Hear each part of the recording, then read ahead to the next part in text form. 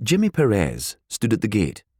There was a solid house at the end of the path with a big garden and trees behind it. This would be a good place for kids to grow up, he thought. It was just getting dark, and there was a light on in the kitchen. He could see the table was laid for supper with a pretty cloth and matching napkins. It all looked very perfect.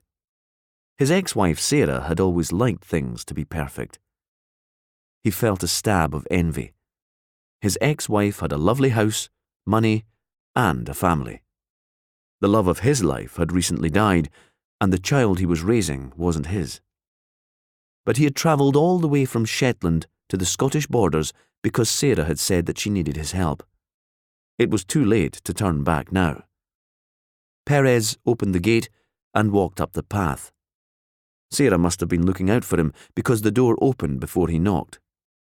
She looked older than he'd expected, stressed. Not so perfect after all. "Come in.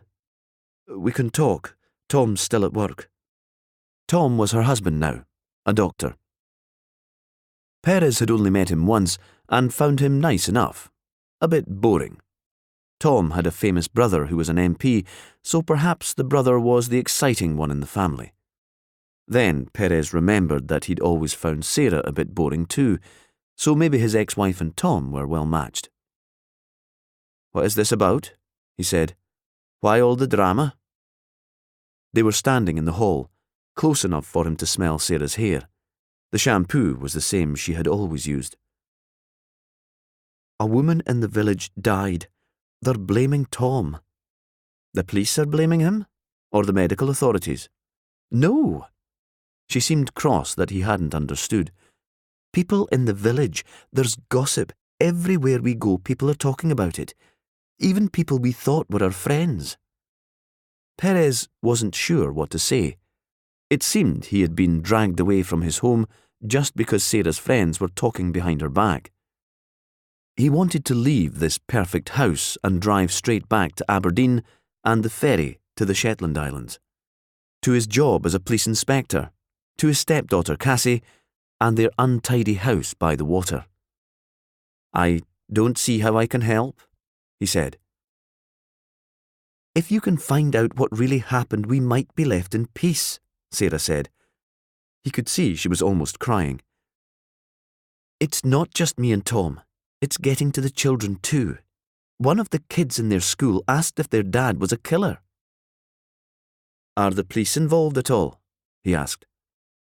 "They were called, but they decided it was suicide or a terrible accident. The case is closed." "So just give it time," he said. "It'll blow over. People will soon find something else to talk about." He was already planning his trip home. "I can't stand it. Please, Jimmy." A door swung open, and he saw that 2 children had cleared a space at the kitchen table. There was a girl who looked like Sarah and had her head stuck in a book. A boy was playing with a huge box of Lego. "2 days, he said. "I can't give you more time than that." He paused. "Tell me about the woman who died." Jimmy Perez could never turn down a plea for help. It was almost an illness with him. Sarah led him through to a living room at the back of the house where 2 sofas sat close to the fire. Again, everything was tasteful and tidy. She drew the curtains. "The dead woman was called Anna Blackwell, and she was a teacher at the village school, in her 20s, a single mum. In a place like this, that caused gossip enough." "How did she die?" "An overdose, antidepressants. And Tom was a doctor. He prescribed the medicine." Sarah nodded. "It's a long jump from that to say he was a killer. Was anything else going on?" The room was quiet. Outside in the dark, an owl hooted in the trees behind the house. "They're saying he was having an affair with her." She spoke quickly as if she couldn't bear to have the words in her mouth, as if she wanted to spit them out. "And what does Tom say?" "I don't know," Sarah said. "He won't talk about it." "But you have asked him." "How can I?" Her voice was shrill. "It would be like accusing him of murder." There was another moment of silence. "Does Tom know that you've asked me to help?" No, he's a proud man. He'd hate to think I'd asked you to sort it out. He'd see it as meddling.